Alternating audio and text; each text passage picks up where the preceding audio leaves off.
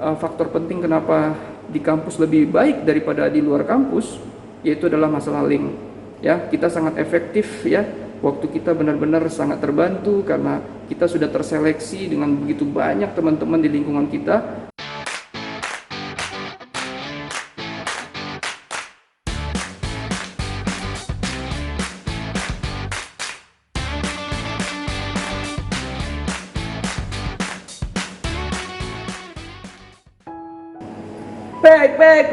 Back again. Halo teman-teman Slim semuanya, kembali lagi di Seven Production.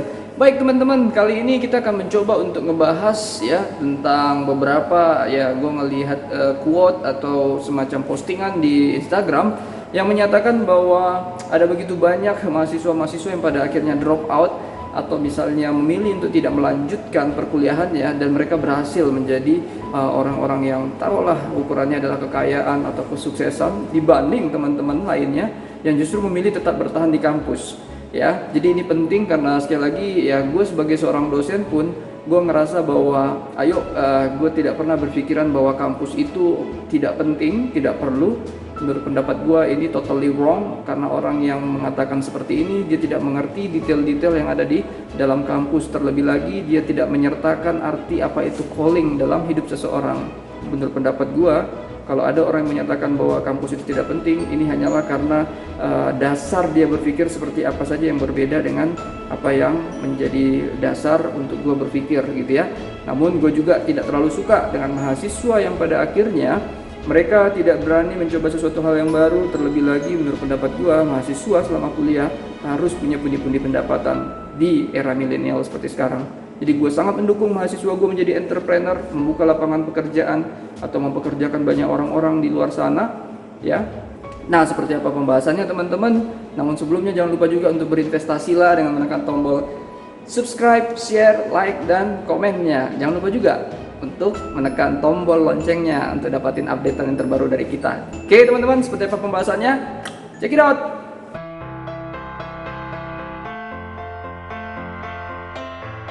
Nah baik teman-teman, jadi gua ngelihat hal yang pertama itu dari segi beban. Jadi semua kita manusia punya beban ya.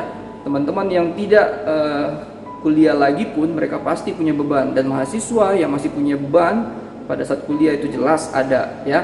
Namun di sini kita harus mengenali ini karakteristik dari bebannya ya. Jadi kalau pada saat teman-teman yang sudah memilih untuk keluar dari kampus, mereka memiliki beban, tapi yang bebannya benar-benar ini yang ya mereka kenali sekali gitu loh. Apa yang menjadi kesulitan mereka untuk bisa menemukan usaha buat hidup mereka, dan bagaimana mereka menemukan produk yang benar-benar solutif, terus bagaimana mereka mempromosikan. Jadi beban mereka ada, tetapi mereka benar-benar seolah-olah mahir nantinya karena mereka menjeburkan diri mereka ke masalah atau beban mereka tadi ya. Jadi kalau misalnya di pikiran mereka itu sekali lagi hidupnya itu memang dihabiskan untuk usahanya sendiri. Itu yang sebenarnya terjadi pada Bill Gates, Mark Zuckerberg gitu ya. Bahkan kalau kita tahu Mark Zuckerberg itu pada saat teman-temannya sibuk hangout, clubbing, dia hanya menghabiskan diri untuk coding di sebuah ruangannya, kamarnya ya. Dia bermain dengan komputer atau laptopnya, itu saja yang dikerjakan. Jadi beban hidupnya jelas, dia mengerti sekali karakteristiknya. Terlebih dia benar-benar sekali lagi habiskan waktunya untuk memecahkan masalah-masalah dari bebannya. Ini agak sedikit berbeda dengan kita yang masih berada di kampus teman-teman. Penting untuk teman-teman ketahui, teman-teman masih bergelut saja untuk sekiranya itu ya bebannya adalah yang menghabiskan dengan mata kuliah yang banyak gitu ya. Ada mata kuliah tentang misalnya bahasa Inggris, ada mata kuliah tentang apalagi misalnya kalau kita di perhotelan tuh ada pengetahuan dasar ini, wah banyak sekali. Jadi teman-teman punya beban, tapi bebannya itu seolah-olah kalau menurut pendapat gua masih terlalu bercabang ya, tidak spesifik. Padahal dalam kehidupan ini kita butuh tuh semacam keahlian yang membawa kita kepada keahlian inti kita, atau benar-benar kemampuan inti kita yang susah ditemukan di orang lain. Nah sementara kampus atau teman-teman yang masih kuliah ini masih terlalu bergelut dengan banyak hal yang bisa dibilang agak sedikit berjauhan satu sama lainnya. Nah jadi yang pertama gue melihat lebih daripada beban, beban ini gue bedakan kepada dua, yaitu adalah bagaimana masing-masing kita mengenalinya, dan yang kedua bagaimana cara kita menghabiskan waktu sepanjang harinya ya dengan mengenali atau memecahkan masalah dari setiap beban-beban yang ada tadi. Itu yang membedakan antara mahasiswa yang kenapa bisa dia menjadi sukses dan kaya pada saat meninggalkan kampus, dan juga yang masih stay di kampus.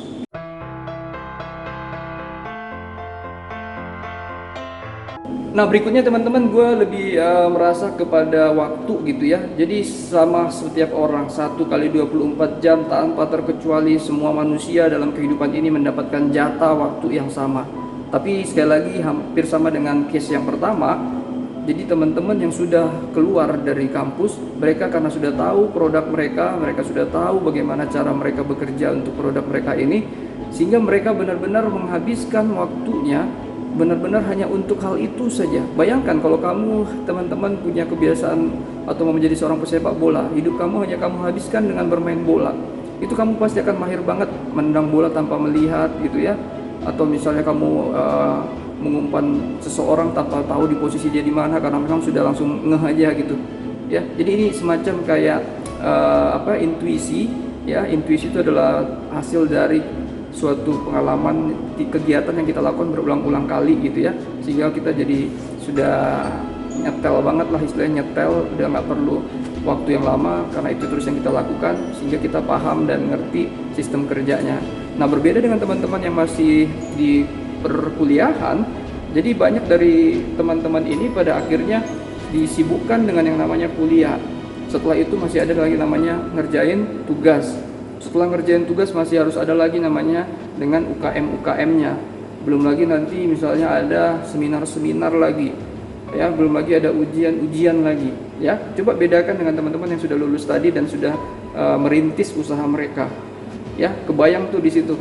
Bagaimana yang satu seperti kayak pisau karena dia sudah tajamnya di situ diasah terus, sementara yang ini masih ingin menemukan pisau atau media untuk alat pemotong yang bagus dan yang paling canggih gitu ya. Jadi di sini bedanya teman-teman. Semoga teman-teman memahami bahwa 1 kali 24 jam kalau seandainya kita menghabiskan waktu dengan sesuatu pengetahuan yang kita sedang gelutin, itu membuat kita akan menjadi seorang yang mahir terhadap pengetahuan itu.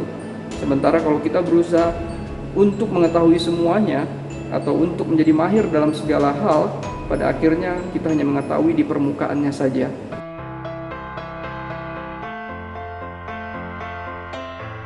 Nah, baik teman-teman, yang berikutnya adalah masalah fokus. Jadi maksud gue fokus di sini adalah bagaimana pada akhirnya fokus ini membuat orang berani berbuat sesuatu.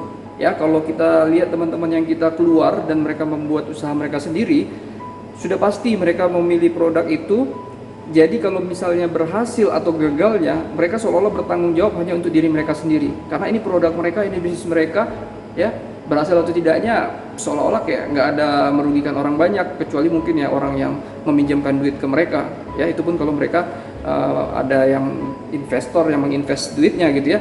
Namun kalau misalnya mereka memang sudah menyiapkan semuanya, itu mereka menjalankan operasional hariannya semata-mata ya memang hanya bagaimana sukses tidaknya tergantung dari mereka.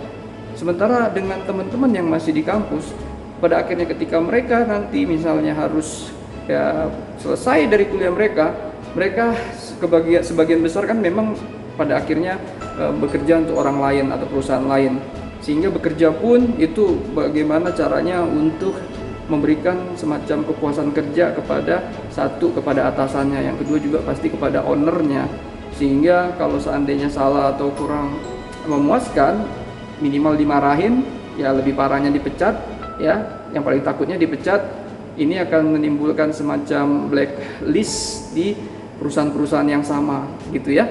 Nah, jadi memang dari segi fokus ini pada akhirnya membawa orang menjadi lebih semacam ada sisi tanggung jawab yang harus dipertaruhkan ke depannya, seperti itu. Jadi ini poin penting namun juga harus diperhatikan.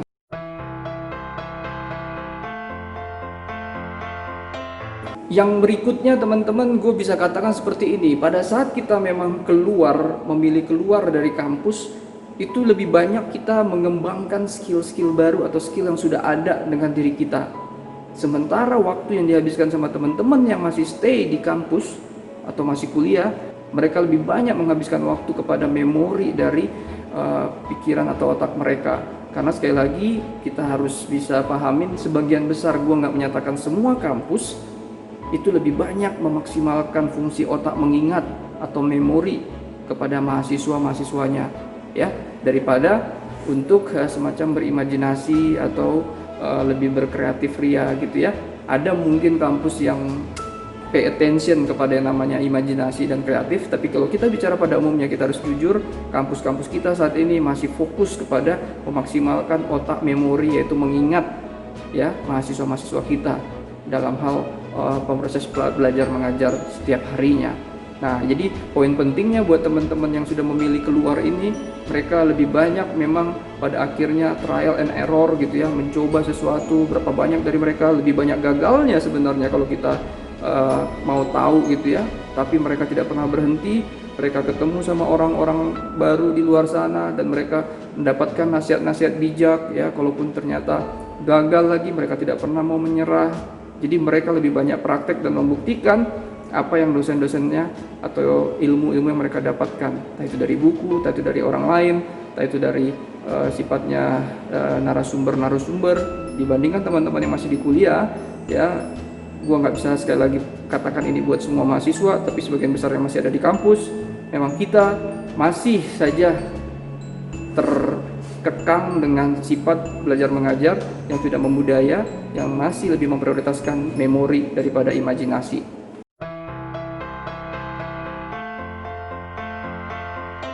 Nah, terakhir teman-teman, gue melihat bahwa pada akhirnya teman-teman yang memilih untuk keluar ya, dan mereka berusaha sendiri, berwirausaha sendiri, mereka pergi untuk berhadapan dengan keramaian, dengan real life gitu loh. Apakah teman-teman mahasiswa juga tidak, Pak? Kan ada, kita punya kegiatan yang sifatnya berhubungan, terkoneksi dengan orang-orang luar. Iya, benar juga, tetapi coba lihat intensitas ketemuannya.